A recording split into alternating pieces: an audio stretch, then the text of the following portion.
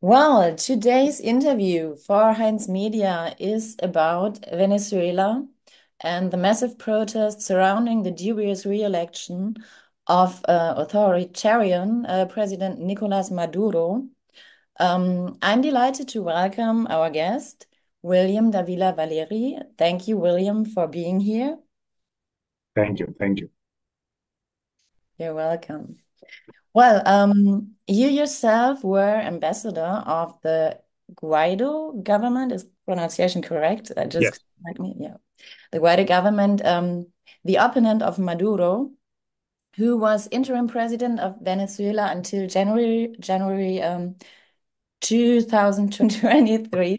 Yeah. Your father, Williams Davila, is the ex-governor of Merida, um, Mhm. which is a Venezuelan state. Mhm. And he's also the opposition leader who was arrested now recently by collectives during a vigil in Chacao, Yeah. pronunciation? Yeah. Chacao. Exactly. In an area of Caracas. Ah, yeah, in Erica of Caracas, Yeah. right. On Yeah. August the 8th of this year. So, can you tell us why was he arrested and what were these protests about? Yeah. Actually, technically, he was not arrested, and that's the important thing because it's not like police coming to your home, and reading some charges and then take you to a place where your rights have been are respected somehow. No, in this case, he was kidnapped, and actually, I think the technical definition for this is enforced disappearance. And there was a moment at that point he was in a in a gathering in this area that you mentioned called Chacao. It's in Caracas, actually in downtown Caracas, where many people were praying for the political prisoners. Actually, that was the idea of that meeting.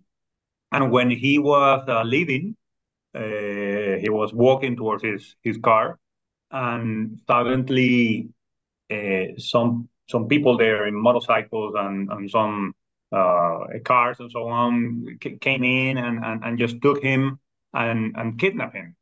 Of course, we didn't realize this at the beginning. Some of his collaborators were there, and after a while, they were like questioning where is Governor William is, and then they found out that there were some people, some witnesses there that tell them, he just uh, got kidnapped, and his car was still there, and of course there was a video that is around the internet, around the web, and yeah, so that was on Thursday the 8th in the evening in Caracas, of course. We realized what were happening. I mean, the family, some couple of hours later, we started, of course, what you don't know what to do in that case because Sure. who do you call? You Yeah. cannot call the police. You don't know what exactly happened. Of course, this is a kind of common practice, so we had an idea of what was happening. And the day in the morning, the next day, I have some family in Caracas who, I mean, his brother, and he went to some of the most, let's say, common common facilities where we suppose that he could be. He went there asking if they knew, is William Davila here? And they say no in most of the places. So at that moment, during the weekend, we were really anxious in the sense that we didn't know where he was and why. Of course, he was there. A couple of days later, we because all this works on rumors. I mean, somebody tell you that somebody have seen him. Of course, where when the people are detained or yeah, in a way in these places, they spread the word, and some family from these people say, I saw this person here. So it's a kind of informal network, right, of information there. And we heard that he was in a place called El Helicoide. El Helicoide is, to give you an idea, and there's a lot of information of that on the web. It's like a center for torture. I mean, the most horrible thing that has happening today in Latin America, of course, but also, I think it's all this situation is like going back to the mid 20th century in most of the most horrible situations, and we heard that he was there. So of course we got worried. Well, it's not a nice place to be, let's say. And but we were not sure about it, only because nobody at any point gave us or have given us any official information of anything. So you All just of this those rumors there. rumors, contact, but nothing is any official paper that says this person is here. Nothing. On Sunday evening, of course, we started a kind of campaign for the media and so on, saying that he needed to take some medicines because he had a condition, in cardiac condition, where I mean it's okay, but he needs to take the pills. Mhm. And with the pills, so we were calling everybody, say, great, but please allow us to give him the medicine so he can at least be fine in that sense. And we initiated an alert in for his health. And I have to highlight that he is 73 years old. Yeah. So we're talking about a 73 years old person that was kidnapped in the street, and we didn't know what was happening. That day, in the Sunday evening, we were allowed. I mean, we went. My family went to this place that I mentioned, and told in the entrance, we want to give this medicine to William Davila, and they allowed to take it. So that was the only signal, or the only, let's say, indirect communication that we had, that he was there, because otherwise they wouldn't And you take could the see medicine. him? You could see him No, already? No. no, no, no. At that point, no. We continue the alert on his health and his health condition, and that was Friday, Saturday, Sunday, Monday, and Tuesday evening. Already 5 days, almost 5 days later, we received a call that he was entering into hospital with delicate condition, health condition. Serious condition and yeah. Serious condition, yeah. So we got worried about it, and actually the way that we knew about it was also by rumors, in the sense that he went to a hospital, because I mean, his brother, I have an uncle who is a doctor, and he has a lot of contacts in there, with doctors and so on. And when some of his friends saw that, or colleagues saw that my father was entering to the hospital, they called him and said, your brother is coming here. But again, no official communication, nothing saying your father is going there because he has a health whatever, any serious condition, nothing. My uncle was able to talk to him talk to him. I mean, he was in a serious condition, has a serious infection, and that could jeopardize somehow, or complicate his heart condition. He was dehydrated. He was complicated with a lot of fever, high fever. So my uncle, with his colleagues there, tried to get to know more about it. He was taken to the hospital by the military police. So he was still, let's say, and still is with the guards around him, and there's no let's say communication with his lawyer on one hand, and second with the family. The only way that we have right now of communication is through my uncle, that is a doctor, and somehow managed to to be there in certain moments. So what he already been there for almost a week in the hospital. Um, our concern is because there was already in last weekend there was an attempt to take him back to this prison. I don't know, and from the hospital, and that was stopped because he was from the health point of view not ready to be out, and we somehow issue an alert saying, if you take this person back to this prison, you will kill him because he's not, from the health point of view, prepared to go there. Do you know And anything about the conditions, well, in prison there? I mean, well, how do people, well, survive there? I don't know about these, and also I think our audience is not really into it, to know how well the conditions are in Venezuelan prisons. this is not a normal prison. This is not just a prison for everybody. It's a kind of a semi-military kind of prison. It's not a normal jail. Let's say it's a center for detention of political figures. It's a center also for torture, and there's a lot of information about it. I invite everybody to check it out because it's horrible. It's called the Helicoide with H, and it's a symbol in Caracas.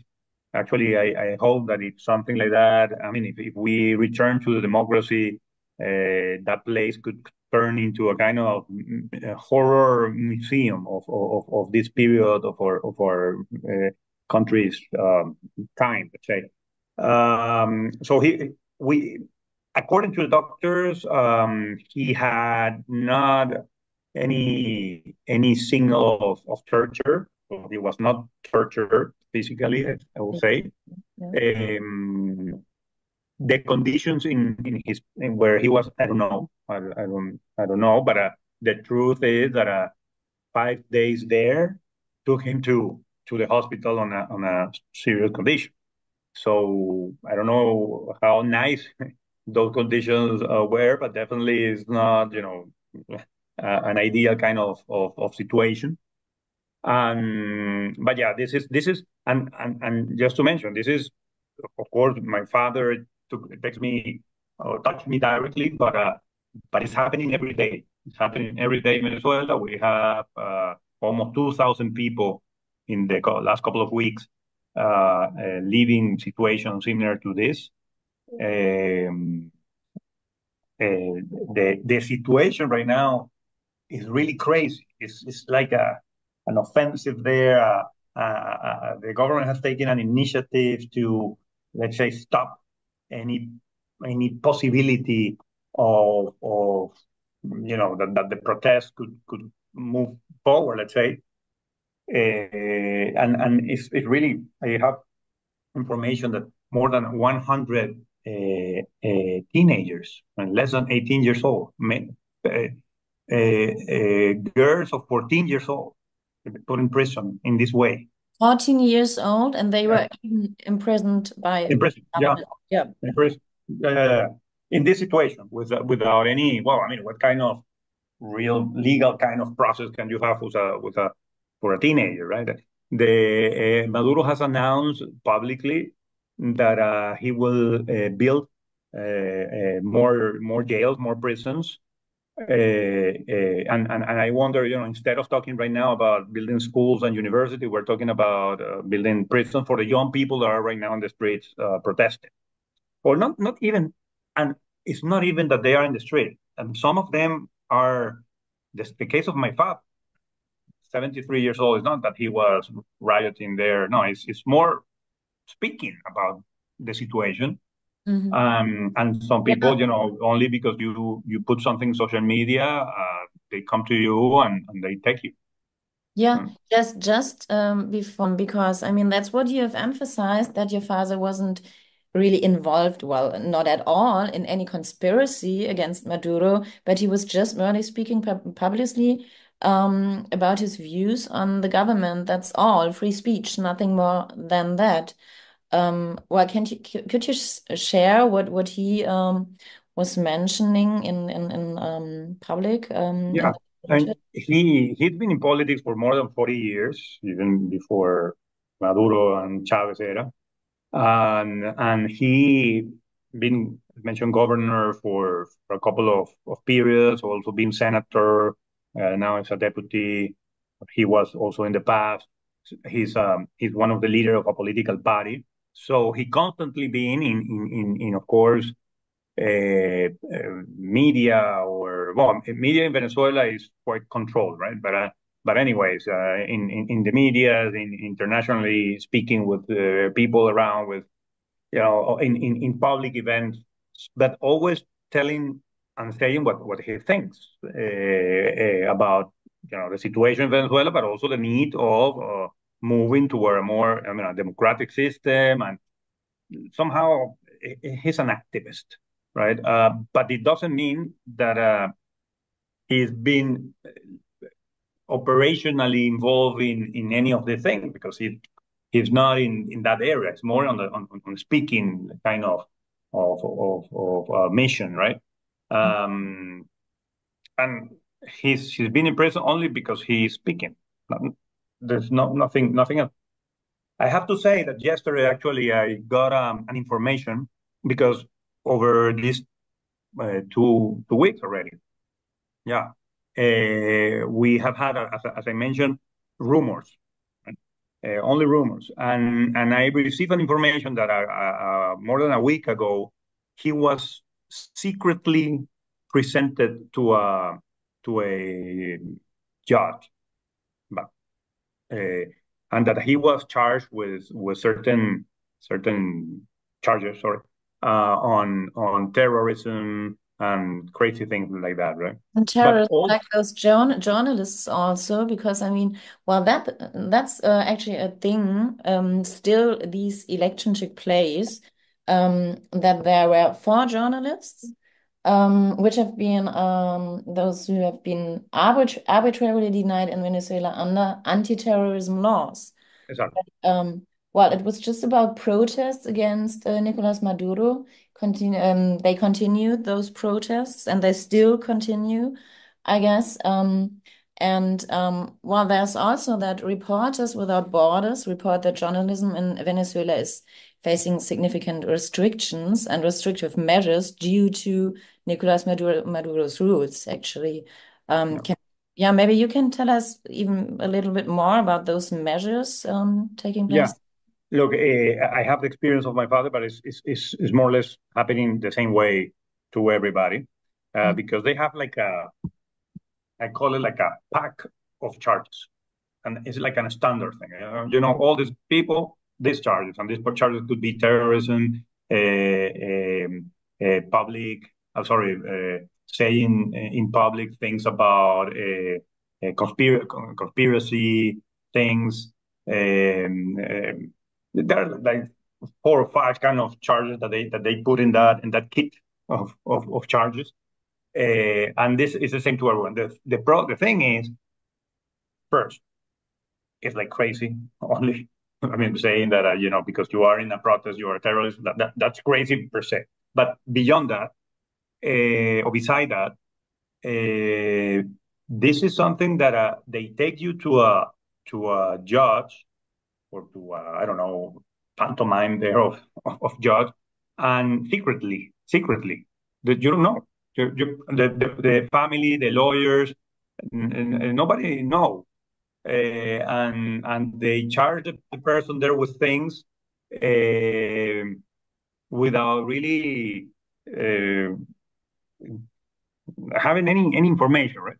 And then of course the families start denouncing these kind of things in the different organizations, and some we went actually a couple of weeks at the beginning. We went to the ministry, to one of the fiscal. Sorry, fiscal. No, what's the name? Yeah, one of the ministry there, to the public ministry, to in order to introduce some resources there. So, tell me, I oblige the government to tell me where this person is, and they don't want to take it, so they are not obliged to do it. So this all the tricks, it's a kind of organized situation, so you feel actually totally uh, alone, in the sense that you don't feel that you are at any way protected by Mm. nothing. It's just, and then of course you realize that this is a political thing. It's a political thing. It's not necessarily Mm. any legal stuff that you can follow, because at the end this is a political thing. Yeah. And yeah, that's a situation. That's a situation for many people. Many people really having. We have, there are some numbers there, more than 300 women, even people with disabilities, teenagers, as I mentioned before, of course, journalists, elder people. Yeah, it's getting crazy, and I sometimes would I made a kind of call to everybody, like, guys, this is unsustainable. You cannot govern a country like this. This is not the. What are you gonna do? Put everybody in jail? Of course, they're doing this in order to kind of provoke a reaction of every, fear, because people are even uninstalling WhatsApp from their phone, because if in the street, if you're with your phone in the street and they take the phone and you have WhatsApp there, you can get into trouble. So it's getting to a totalitarian kind of structure, that I mean, is not everything sustainable. is surveilled in a way. If you Yeah. say they're just taking your phone and they're controlling your messages, whatever, your communication. And I mean, well, Maduro's re-election, that was 28th of July, Mhm. is also being questioned from all sides. Even the EU has refused to recognize it. Um, what do you think about the re-election?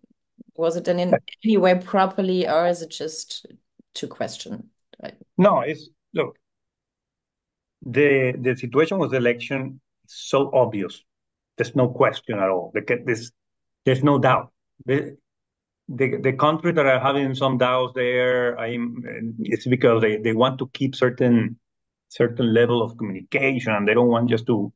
But there's no doubt at all. No doubt at all. There's no proof from their side that they got the number that they say that they had. Uh, but the organization of the opposition forces there was so good from that point of view that they got all the proof. They got all the proof, and that's something that in the past didn't happen. In the past, we were somehow trusting the system. Well, not the system, but yeah, we didn't have the tools to really demonstrate, or to have the proof of all this. Now that we have, the opposition got it, and it's so obvious, and everything of the what the opposition has is public. Everybody can check it out. That is, I think that what Maduro is doing is just, forget about it. We don't care. We're just going to be here, and that's it. And is trying to impose a new normality of, look, those who protest against this thing,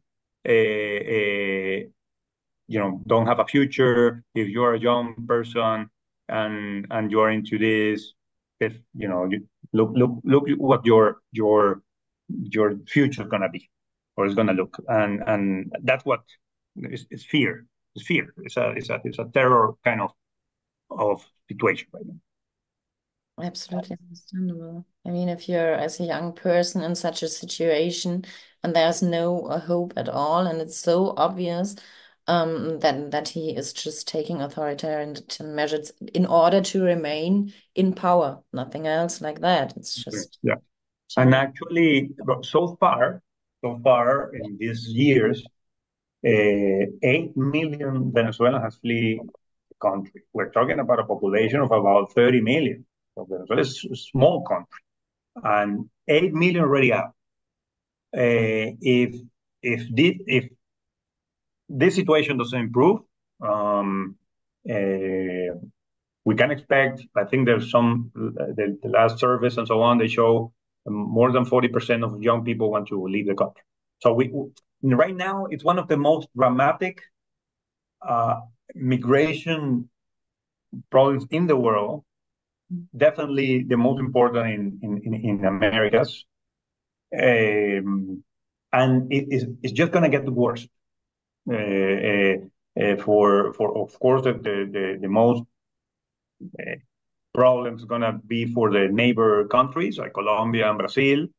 But now there was a demonstration, what's called a kind of world protest last Saturday, and there were Venezuelans with the flag, Venezuelans picture that they even in Uganda or in the North Pole there was some guys there.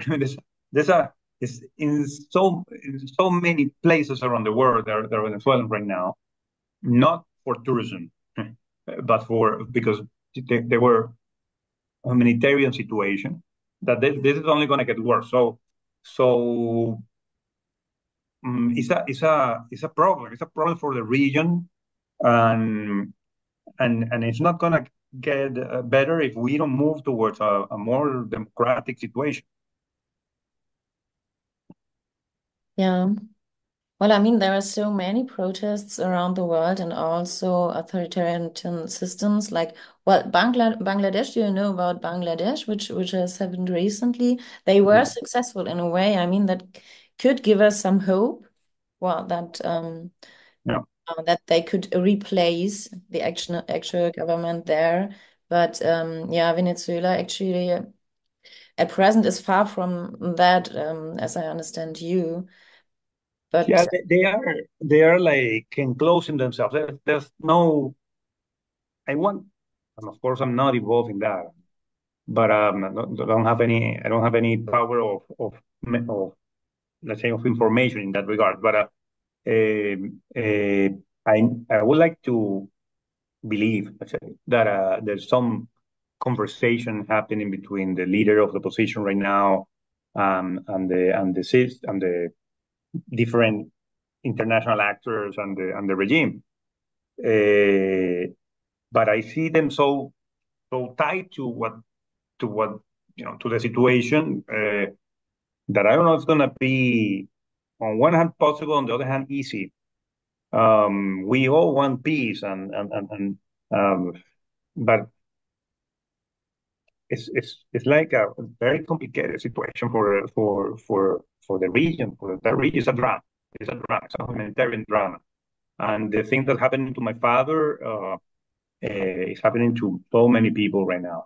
So many people, and this caused a lot of suffering in the families. It's a if you face a normal, let's say, if you imprison somebody in a normal situation because he has committed anything, but you have an information. You have an information. You know what is that. You have the rights. You have certain structure there. But this situation is totally uh, unknown. You don't know what to do. You don't know what to expect. You don't know what if tomorrow they're going to take him from the hospital and take him again to this jail, this prison, yeah, or what. You don't know. You don't know. It's just that you don't know. you're just So left in the dark. I mean, yeah, yeah. yeah, Do you still, well, I mean, what kind of hope can you have at the moment? Do you have any hope that that he will get out of prison soon, or is it just, well, you can know nothing? to tell you the truth, depending on the day, I have more hope or less hope, or more pessimistic or optimistic. Um, I want to believe at a certain point, he's already 73. Yeah. He has a health condition. The law in Venezuela says that if you are more than 70 years old, you need to be at the home. Either if you are convicted for something, you have to be at home in prison, in home, let's call it that.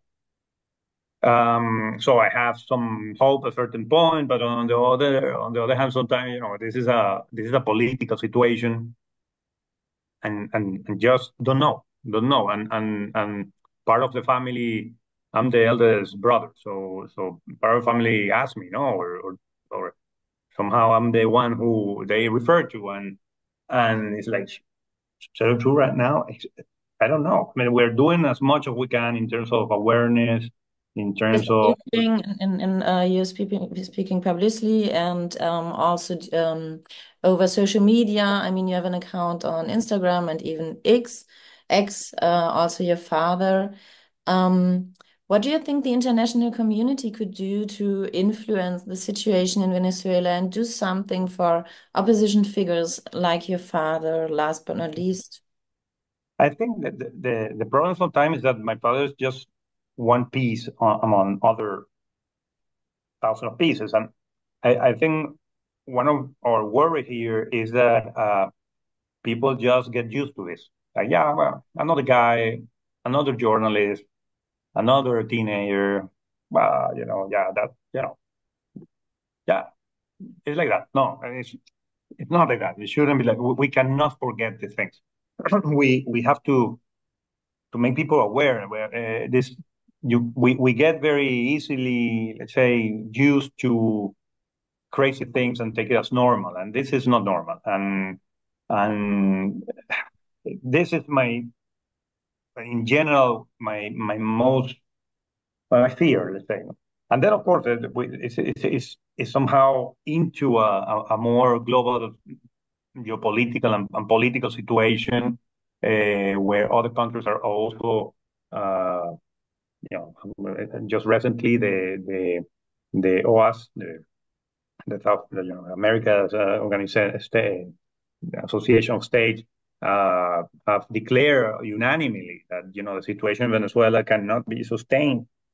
So there is a global awareness of the situation, but it's I mean, the most that they can do is pressure, political pressure, even in some cases, some economic measures. I don't know. Uh, but the thing is that there are few tools, or not too much tools that can be used. So for example, right now there's some conversations in the court, the CPA, the CPI, the international court, uh, talking about taking some measures against Maduro. But then, how can you enforce that? Is the question, right?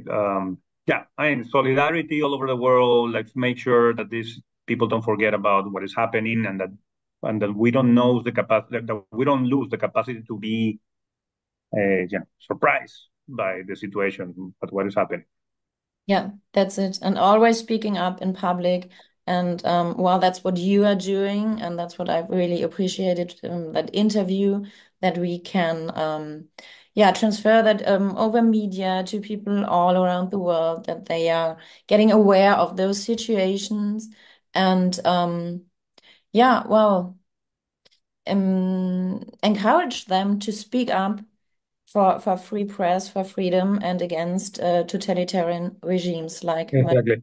yeah. And one important thing, this is not an ideological thing. This is because in some cases, and the regime has managed this in a way very well. And that is the left, the right. No, no, no, this is not about this. This is not about this. This is a totalitarian regime in any ideology that you can imagine. So it's not somehow, this is the right versus the left or the left. No, the situation in Venezuela is not that kind of discussion. It's all about human rights, not about left wing, right wing, far wing, Exactly. whatever. Yeah, yeah. That's right. That's right. Yeah. So, William, thank you very much. And we wish you all the best for your father, for his health, and that he is coming soon out of that situation and being free again. And Thank you very much. Thank you. Thank you.